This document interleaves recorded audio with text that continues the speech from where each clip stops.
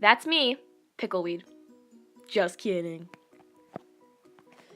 And this is my story, a draw my life of how I moved from a freshwater environment to a saltwater environment and the struggles I was forced to overcome throughout my transition. And many people believe I resemble a cool, rad, pickled cucumber. And though I wish they were right, I am unfortunately merely a boring succulent.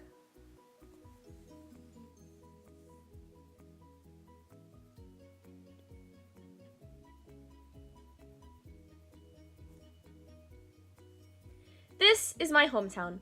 I was born back in the day to a small family in the coastal regions of the world. I used to roam around the salty tide pools after I had adapted to all that saltiness in the water. I guess you could say I'm quite the culinary expert, because I like to make my own food using photosynthesis, the newest cookbook by Paula Deen. This here is a picture with me and my friend Pablo. You can't see him because he's a grain of salt, but he's real friendly.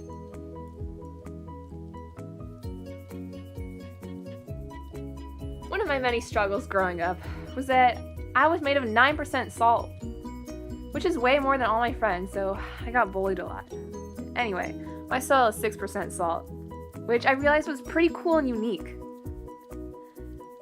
And also, I use this cool process called osmosis. And basically what that is I take the hypertonic or more concentrated saltwater solution from the soil, and I move it through my semi-permeable membrane to become a hypotonic or less concentrated solution. By the way, semi-permeable is this cool thing where only some particles can pass through me while others can't. Growing up, I was bullied because I had too much salt. And people were afraid because too much salt can kill plants like me. But I adapted. I adapted to the haters. And I learned how to filter out the hate comments and some of the salt with it too.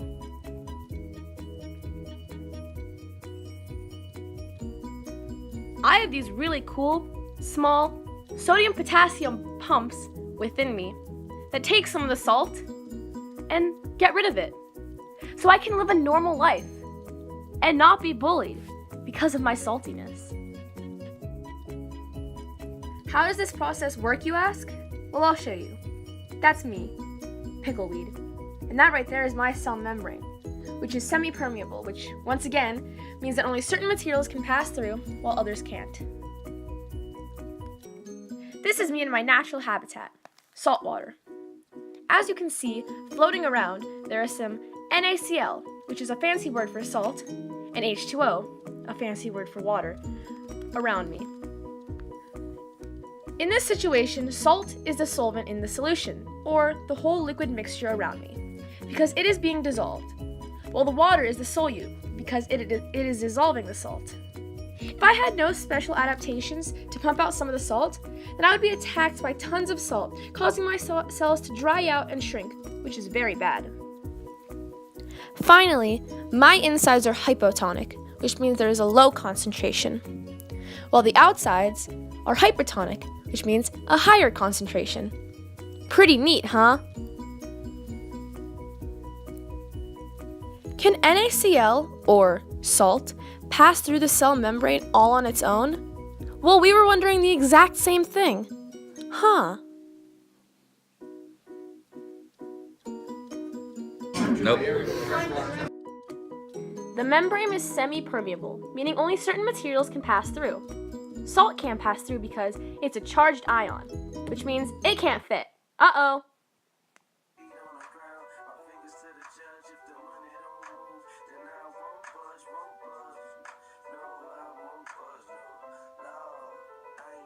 Kill nobody, I promise. I promise if you try me, he gon' have to rewind his track and make me go back and think